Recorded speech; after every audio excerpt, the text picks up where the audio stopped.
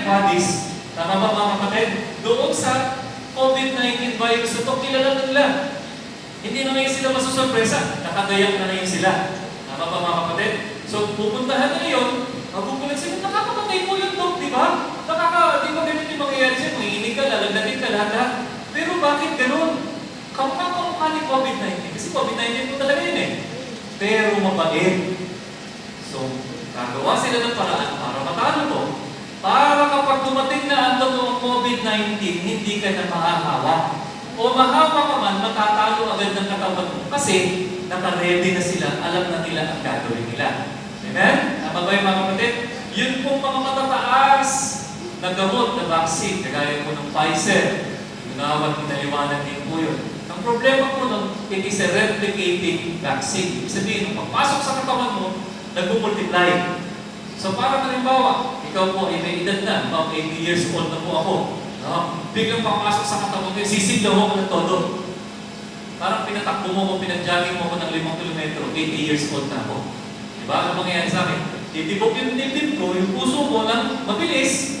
Diba? Dadala yung mabilis yung aking dugo. Diba? Mag-multiply yung mga antibodies ko.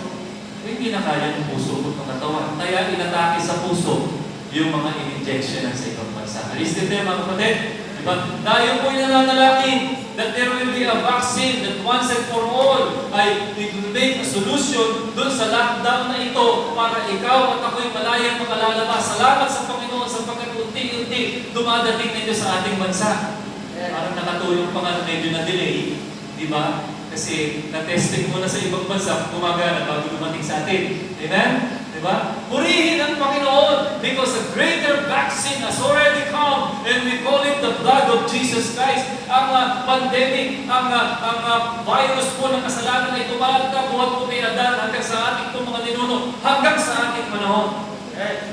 Na pumamatay sa tao, nagpapahamang sa tao, nagdadala doon sa dagat-dagat na kapoy. Pero minsan sa araw, mga kapatid, yung vaccine na yun ay pinadala na sa Jesucristo, kanyang dugo ay bubuhos sa krus ng Kalbaryo at ang kinakailangan ng tao ay hindi pupumila para magpa-inject ng vaccine nito. Ang kinakailangan mo lang, ang sabi ng Bible, faith cometh by hearing and hearing by the Word of God. You could be injected by faith, by the blood of Jesus Christ, by hearing the Word of God. Amen? And you will be free from sin. Mga kapatid, saan na tayo lumaya? We were freed from the penalty of sin. Pangalawa, mga kapatid, mga minamahal, we can be freed, we have been freed from the power of sin. Ibig sabihin ito, mga kapatid, hindi naman ibig sabihin, hindi ka na magkakasala. Pero ang katotohanan nito, tinuturo po, isa pa pong mga cross-reference ay Romans chapter 6. Anyone who has died from sin is free from sin. Ibig sabihin nito, bagamat yung pattern ng buhay natin dati na makasalanan, nagagawa pa din natin yung mga pagkakamali. Pero God wants us to have a new life, a new pattern na hindi na natin po dapat gawin at ipamuhay yung pagkakamali. We can now live practically. Mga minamahal mga kapatid, we should be reminded to us several things sa mga katotohanan ng bagay nito. We no longer have to live in sin. Hindi na natin kinakailangan nun because sin's authority has been overthrown, yung virus of sin has been overthrown by the vaccine of the blood of Jesus Christ. Amen? So tayo ngayon, bilang mga mananampalataya, we must remind ourselves that the old ways, yung kung lumang buhay, lumang pagkatao, wala na yung dapat kapangyarihan sa iyo. You can overcome it. How? By daily immersing yourself by prayer and the Word of God. Amen? Tingnan natin yung prayer meeting natin dito sa Dinarayan. Para ka lang may alagang 2 aso. Isang puti, isang itim. Pag naglaban yun, sino mananalo? Sino mananalo? Yung inaalagaan mong mabuti, yung pinapakain mo, pinapalakas mo, in-exercise mo, kapag naglaban sila, kapag mas marami kang panahon sa itim na aso, panalo yung itim na aso. Pag marami kang panahon sa puting aso, panalo yung puting aso. Amen? Kung marami kang panahon sa marami kang panahon sa mga panonood ng YouTube, marami kang panahon doon sa paglalakwatsa, kung ano-ano mga bagay. Kapag dumating ang pagsubok sa iyong tukso, biglang lumabas ko sa Facebook mo, sa YouTube mo, yung mga malalaswang palabas, yung mga pangit na pananalita, yung mga bagay na hindi maganda, ay aawayin mo kahit nanay at tatay mo. Masunod lang yung itim na aso sa buhay mo. Bakit? Pinakain ko yun. Pero kapag binigyan mo ng panahon, pagmaga pa lang, at nag-post si Sister Darilyn, o kaya si si Brother Roderick, sabi nila, day, 40 na tayo ngayon, babasahin natin Romans chapter 5, chapter 6, chapter 7, binasa mo. Amen? Buti nga ngayon, may sabi ni General Kaming kahapon, Pastor, medyo malabo yung mata ko. Pero ang ginagawa ko, kapag pinadala na, hindi lang ako nagpo-comment. Pero pag pinadala na yung verse, meron ako ditong app. Ayan. Pipindutin ko ng audio. Nalagay ko sa malaking TV. Pinapakinggan ko yung Bible. Amen? Okay, daya na tayo. Ay, maganda po yun. Ako ginagawa ko po, pinapakinggan ko ng 2 beses. Dinadagdagan ko na ng chapter para nadadaanan ko ng huli at madadaanan ko yung nasusunod. Diba? Kasi pinapakinggan ko lang eh. Minsan, habang i-jogging ako, nagbabike po ako, naglilinis ako dito, natidinig ko yun. Di ba? So kapag ganun, yung pinapakain mo yung puting aso. Pinapakain mo yung bagong pagkatao. Amen? Pagka dumating ang pagsubok sa'yo, problema sa'yo, nakapanalangin ka, nabasa mo ang Word of God, sino mananalo? Yung bagong pagkatao. Amen? So yun ang sinasabi niya rito. Now, we are free from the power of that sin. Pwede natin itong matalo when we immerse ourselves in the Word of God and in prayer. That when we should also confess our sins every day so that we could gain victory and find the grace of God. Amen. So tayo ngayon mga kapatid, ang pinakamaganda rito, we are not just set free from the power of sin. Binigyan tayo ng Panginoon ng freedom na huwag nang mamuhay sa takot. Hindi mo mamuhay sa takot. Bakit? Katiyakan ka na eh. Katiyakan ka na. Ano mang mangyari sa'yo? Kasama mo siya. Pupunta ka ng langit. Meron kang katiyakan ng kapatawaran ng kasalanan. Di ba? May katiyakan ka. Para bang ito, pag lumabas ka dyan, di ba? Sapagkat may bakuna ka na, kahit wala kang mask, may bakuna na. Di ba? Ang katiyakan ko mga kapatid, ang diablo, wala nang kapangyarihan sa buhay mo. Because you have been saved and freed from the penalty of sin. Jesus Christ died on the cross to pay for your sins and mine. And then we are free from the power of sin. Tama ba yung mga kapatid? Ngayon, we are free. We do not need to fear death. We do not need to fear our enemies. We do not need to fear adverse o yung kung unnecessary circumstances. Tawag po ng insurance yung acts of God. Diba? Hindi tayo dapat matakot doon. We do not need to fear criticism. We do not need to fear the judgment of God. And let's be honest mga kapatid. Maging tapat tayo sa ating sarili. Madaling sabihin, huwag kang matakot. May pamuhay na hindi ako natatakot. Diba? Pero kung atin pong pangahawakan yung mga bagay na ito at sinabi yung pagpaalala ng Panginoon na ito na tayo'y pinalaya buhat sa kasalanan ito, then mas madali po sa ating magsabi, Panginoon, hindi po ako natatakot. I am not afraid to face the unknown. Marami mga bagay hindi tayo maintindihan. Marami mga bagay na nangyayari hindi natin inaasahan. Diba? Marami mga tao sa ating buhay na dito kasama natin malakas, tapos sa gulat tayo, biglang nawala o mayroong karamdaman. Marami tayong mga pinangahawakan sa mundo ito. Yung mga negosyante, di ba, yung mga malalaking kumpanya, bigla na lang nalugi yung kanilang malalaking negosyo, di ba? We face the unknown. But we know, ladies and gentlemen, people of God, that when we are freed by Jesus Christ from the power of sin, we do not need to be afraid. Bakit? Sapagkat kasama mo siya. God holds you in His hand. The Almighty God, the ruler of heaven and earth, holds you in His hand. Death is not feared because Jesus Christ overcame death. Katalo na po ito ng ating Panginoon sa Kristo. Your enemies and mine, hindi po nakapagbibigay ng takot sa atin because greater is He that is in me, Jesus Christ, than he that is in the world. Amen? Mas dakila ang Panginoon sa Kristo. Then we can face hard times because we know that all things work together for good to them that love God, that to them who are called according to His purpose. We know that nothing in this world can separate us from the love of God. No criticism could discourage you. Bakit? Sapagkat alam mo, Jesus Christ not only saved you, but believes in you. Sabi niya, tatapusin ko yung magandang inumpisahan ko sa inyo. He is able to finish the good work that He started. Amen? Hindi tayo dapat matakot. At yung mga bagay na ito, para madaling sabihin. Diba? Pero mahirap yung pamuhay. Pero dapat, kung ikay pinalaya na, if the Son therefore set you free, believe that you are free. Amen? Hindi lang yun. Jesus has set free not only us from the penalty of sin, from the power of sin, from the past. Yung mga nakaraan natin, mga kapatid, ay pinalaya na tayo. Ngayon, sabi niya, if any man be in Christ, he is a new creature. All things are passed away, behold, they is new. God has forgiven you your past. Amen? Tapos na yun. Ang problema na natin dito, hindi tayo makapaniwala doon.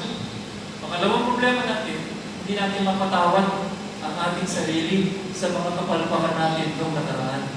Ang sabi ng Panginoon, I have forgiven you, though your sins are like scarlet, but they shall be white as snow. Though they are red as crimson, they shall be like wool. Isaiah chapter 1 verse 18. In other words, sinabi ng Panginoon, kahit na gaano pa kadumi ang iyong nakaraan, stop doubting God. Huminto ka na sa pag-aalinlangan sa Diyos, sapagkat ang pangako ng Panginoon, pinatawad ko na ang nakaraan. Amen? Noon. Diba? Kapag di mo pinatawad ang tuloy ang sarili mo, that's a form of idolatry. Yun po ay parang pagsamba sa Diyos-Diyosan.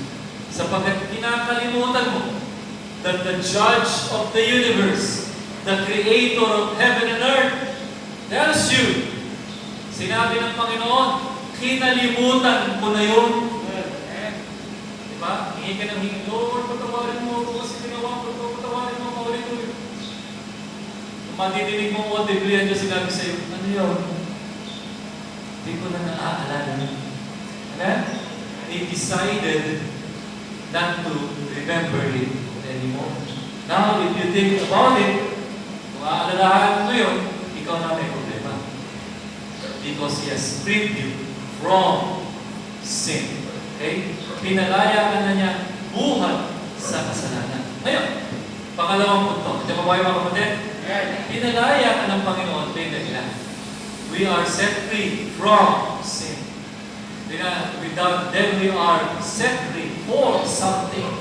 Pinalaya ka niya para meron kang gawin sa buhay mo. Amen? We want to move from, pagkalaya natin from to something. Doon po sa dapat gagawin natin bilang tunay na mananampalataya. Sa mga nakakilala sa Panginoon, hindi lang po ito yung nakaraan mo, yung pagpapatawad sa iyo, yung pagkalaya mo doon sa penalty, power, and past, but He sets us free, mga kapatid, to be His children. Anak kanya. Therefore, sabi niya, yung sa datakwat, ang lahat ng sa kanya'y nagsitanggap ay binigyan niya ng karapatang maging mga anak ng Diyos. Ikaw, kapatid, ay anak ng Diyos. He sets you free to be a child of God. Ang sarap nun? Anak ng Diyos. Diba? Tayo bilang mga mananampalataya ay inihiwalay ngayon ng Panginoon, pinalaya para sa pamumuhay bilang anak ng Diyos. Paano yun? Pamumuhay na matuwid. Pamumuhay na merong maka-Diyos na buhay. We are set free to live in fellowship with God.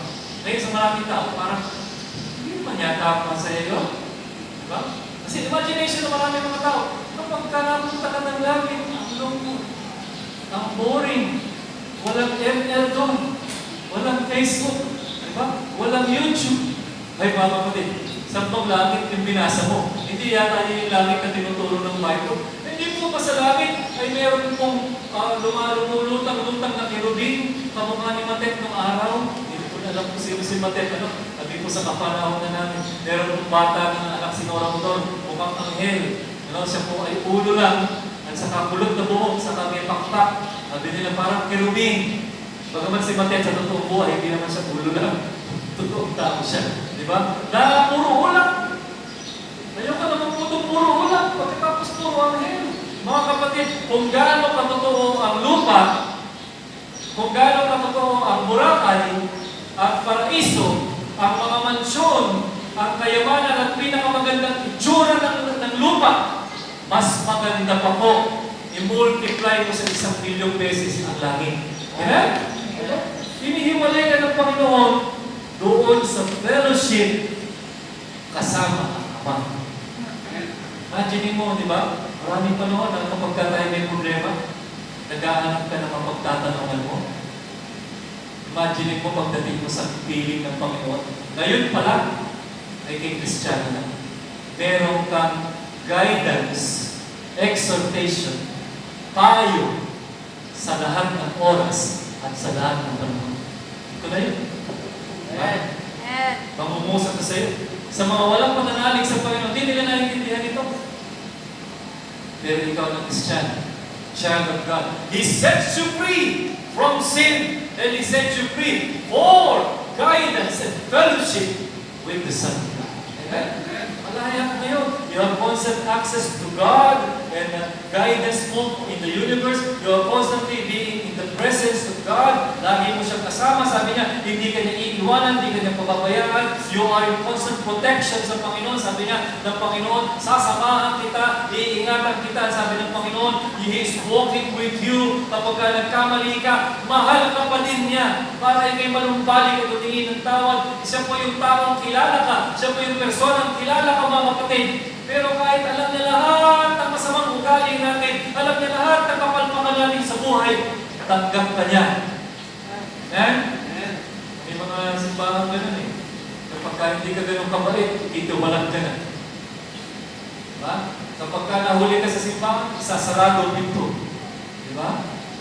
Lahat ng lake sa labas, makinig kayo. Problema nung minsan, lake yung misis niya. Hindi niya pinapasok. Outside ko palang budin siya. Mrs. po, pwede. Next week na po, wala na po tayong rules na lahat ng nalilate kasi nalate ang misis ko. Diba? Hirap eh. Pero ang Diyos, kilala ka, kilala ako.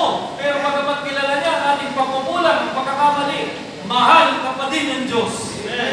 Diba? Yun po mga kapatid, tayo po binigyan ng Panginoon ng fellowship with His Son. He sets us free for enjoyment of the presence of God. It means being friends, best friends to your Creator, ang iyong manlilikha. Siya na binigay niya ang buhay niya para sa iyo. It means having a perspective on life that helps you see the beauty in the world. Kahit na po merong pandemya, meron pa rin magandang nangyayari. It is being powered by the one who helps you to make a real difference in your life. It is living life with an eager anticipation doon sa mga magagandang bagay, that everything works together for good to them that love God. It is being set free.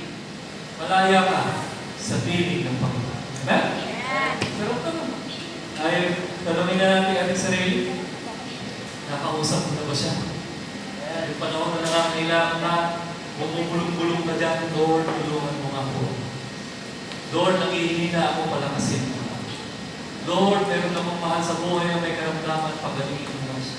Diba? Yung bumubulong ka at nararamdaman mo na sa panahon ng crisis at bigatin, meron kang kapayapaan. Na kapag binabasa mong Biblia, naiintindihan mo. Na kapag ka meron kang taong kinakausap, pinapayuhan, alam mo na hindi ikaw yung nagsasalita, kundi ang Diyos sa pamamagitan mo. Naalaman mo na katuwaan na nanggagaling at ang ini-enjoy mo ngayon ay di lamang dahil sa mga pinundar mo, nabili mo kung ano meron ka, kundi dahil ang biyaya ng Diyos ay naramdaman mo na sa piling na tumakaan yung bigatin mo sapagkat ang Panginoon na nagpangako, ilagak mo sa akin ang inyong mga bigatin na bibigyan ko kayo ng kapahingahan. Yung tiwala na hindi ka niya iiwan at papabayaan. Tinanong mo na ba yung sarili mo na yun? If so, then you are living like a child with Him. And the Son sets you free. And you are free indeed. Amen? Malaya na tayo. Meron po tayong kalayaan. David prayed, nanalangin siya, Panginoon, palakasin mo po ako. And David encouraged himself in the Lord. It is the Lord who sets you free and promised to give you strength. Bibigyan ka niya ng kalakasan. Iingatan niya ng pagpapalain.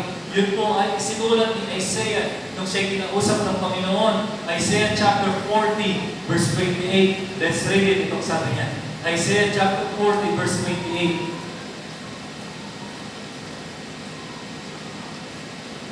Sabi ng Bible, hast thou not known, hast thou not heard, that the everlasting God, the Lord, the Creator of the ends of the earth, fainteth not. Hindi siya napapagod. Neither is weary. There is no searching of His understanding. He giveth power to the youth. He giveth power to the faint, and to them that have no might, He increases strength. Even the youth shall faint and be weary, and the young man shall utterly fall. There ito yung pangako ng Diyos sa iyo when He sets you free. But they that wait upon the Lord shall renew their strength. They shall mount up with wings as eagles. They shall run and not be weary. And they shall walk and not faint. Amen? Siya ba nagtitiwala at naghihintay sa Panginoon, mga kapatid, mga minamahal? Sabi ng Biblia, i-renew niya ang lakas mo. Bibigyan ka niya ng lakas. Amen? Purihin natin ito. Do you hear what he is saying? Sabi nga ng isang awit, David chapter minsan ito ni Sister Margie, thank you sa iyong patuloy na paglilingkod through songs. Sabi po nitong Stephen Curtis Chapman, His strength is perfect when our strength is gone. He'll carry us when we can't carry on. Raise in His power, the weak become strong. His strength is perfect. His strength is perfect. Papagod ka ba? Nalulupay-pay ka ba? Dumadanas ka ba ng mga panghihina, kabiguan, pagsubok sa buhay? Sabi ng Panginoon, ako ang lakas mo. When He sets you free, He sets you free for His strength. Yun po yung benefit na meron po ang kalayaan na nanggagaling sa relasyon sa Panginoong Kristo. You are free and you call yourself the child of God. You are free and you claim the protection of God in His house. You are free that you could go to your knees and pray sa lahat ng panahon para sabihin ang iyong mga pagsubok at ang iyong mga bigatin sa Kanya. You shall be free to tell God and ask and claim the promises na binigay niya sa iyo. You are free para angkinin at tanggapin yung pangako ng Panginoon that my God is able to provide for all your needs. You are free and to be called His beloved Son. Na sa panahon ng pagbalik mo sa Kanya, kung kayo may nagkamali, ipagkakatay ka niya ng matabang luyan. Behold, this my son, who is a prodigal son, was once dead, but he is alive. Tayo naman po niya, sapagkat minsan siya'y makasalanan, pero ngayon nagbalik loob siya sa akin. He is free indeed. Malaya siya. And you are free na pag dumating ang pagkakataon, either by death or by rapture, tayo po ay pumikit ang mata sa mundong ito. Hindi lang tayo sa piling ng Panginoon. Sabi nga ni Pablo, hindi ko kaya itong paliwanag sa inyo kung ano yung nakita ko doon. In 2 Corinthians chapter 2, hindi kaya panggitin ang labi. Hindi kaya i-define ang utak. Napakaraming na tao na yan. Sinulat niya ang kalahati ng bagong tipa. Hindi ko ma-explain. Eh, di ba? Si Ezekiel, sabi niya, parang leon, parang leopard, parang ganito. Si John, sa buong Revelation na inaral natin, nagbibigay lang siya ng mga halimbawa, parang ganito, parang ganyan, because they cannot explain yung beauty ng langit na bayan. Amen? Dating mo ron, umulagat ang mata mo. Katiting lang pala natinig ko. No? Kakapraso pala yung nabanggit ni Pastor, parang butil lang ng, di ba, ng buhangin doon sa ganda ng langit. Amen? Kung ipinangawakan mo sa mundong ito, yung mga sarili mong kaunting accomplishment, itiwan mo na yun. Di ba? Bakit? Sapagkat mas maganda yung nakagayak ng Diyos para sa iyo. Tama ba mga kapatid? Amen? Parang isang kapatiran niya, sabi niya, Pastor, ipag-pray mo nga ako. Ano ba ipag-pray? Makatrabaho ko ako. Sabi niya, gusto ko po makatrabaho ng maganda at masensya naman ang buhay ko. At gusto ko po madagdagan yung tithes ko. Sabi niya, ito pinag-pray siya ng Pastor. Kung masensya lang po yung buhay niya, Nung nakita ulit sila ng pastor, kapatid, hindi ka na nakakasimba, kamusta ka na? Mabigat po ang problema mo, pastor. Eh ano ba yung problema mo? Kasi po dati, ang sweldo ko lang po, 1,000. Ang times ko po 100. Kadaling ibigay. Eh ang problema, pastor, ang laki na ng sweldo ko. Magyaman ko na.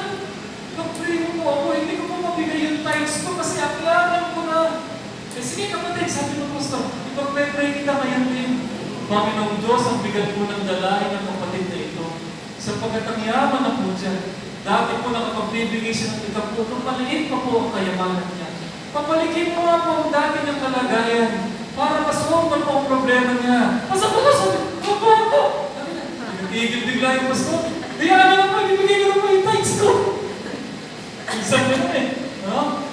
Parang hindi natin maunawaan pa mga kapatid na mas malaki ang pagpapala ng Diyos sa ibinayang niya sa langit.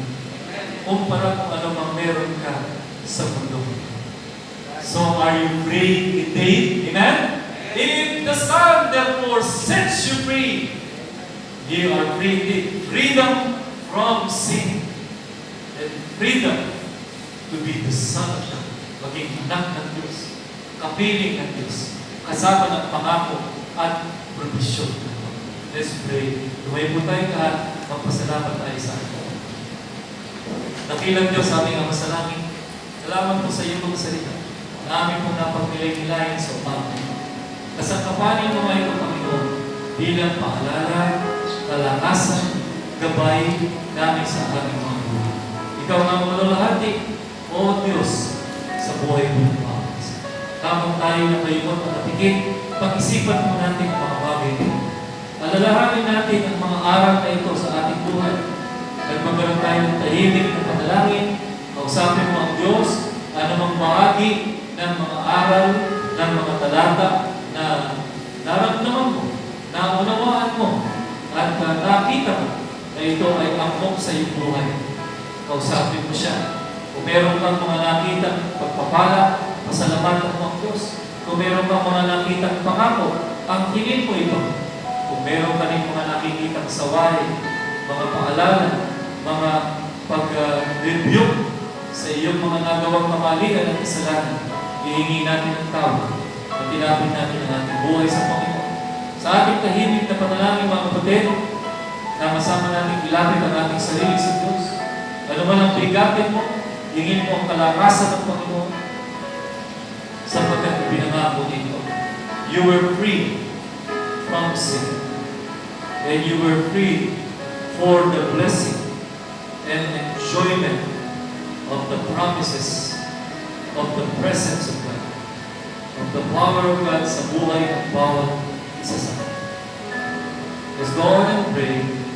Katapos sa ating manalangin, ihandaan natin ang ating mga puso sa ating pong pag-aalay ng ating pong mga ikapong kaloob at buhay sa Diyos. Kung wala kang ikapong at kaloob na umaga, you come forward as we are singing ng awit ng pasasalamat at ialay mo ang buhay mo sa Diyos. Because the greatest offering that we can give is our lives. Ang buhay natin ang pinakadakilang. Let's continue praying. Patuloy po tayo sa tahimik na panalangin.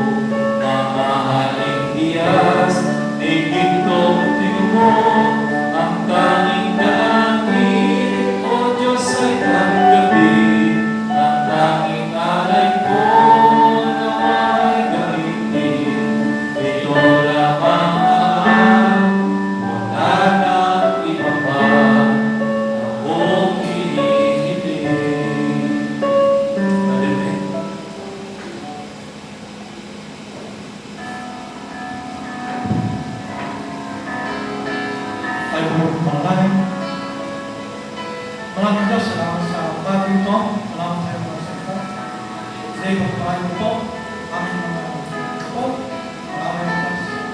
Pagpakain mo mga bawat isang Diyos. Mabuhay tayo, may kapangan, upang ang buhay magamit ang minister ko. Bilit mo Diyos, sing,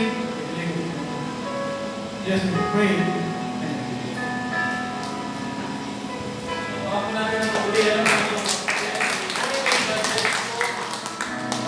Maraming salamat. Pagpalain po tayo ng Panginoon. Ang biyaya ng Diyos ay siksik na ibigay ng mga apo sa bawat isa. Tuloy-tuloy po natin yung ating Bible reading, mga kapatid. At very successful. Nakakalimang libro na po tayo. At ngayong week na ito, matatapos natin even the book of Romans. Hanggang chapter 16 na po yan. Kung di po kayo nakapag-nakasali, kung kailan po yun, habol po kayo.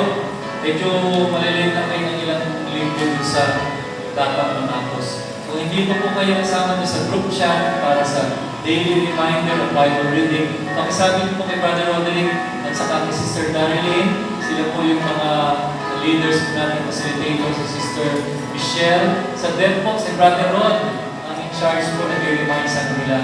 At sana matapos po natin yung daily Bible reading natin sa buong taon.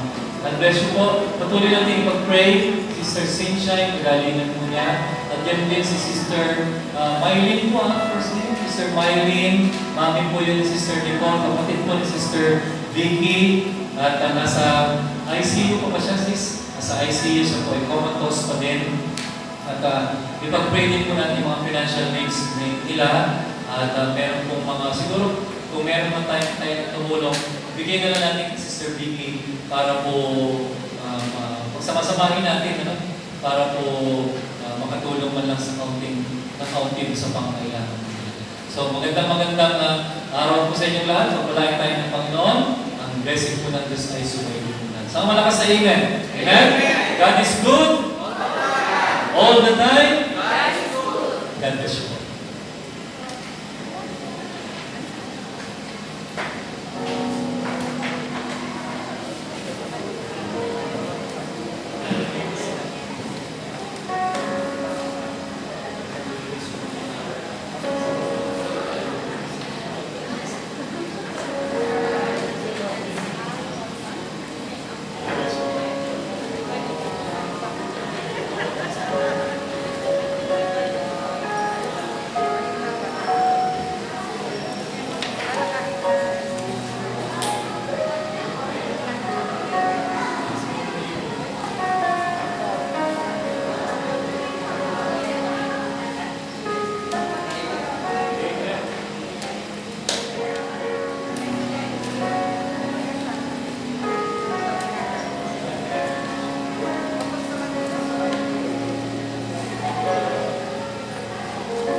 Minsan tayo,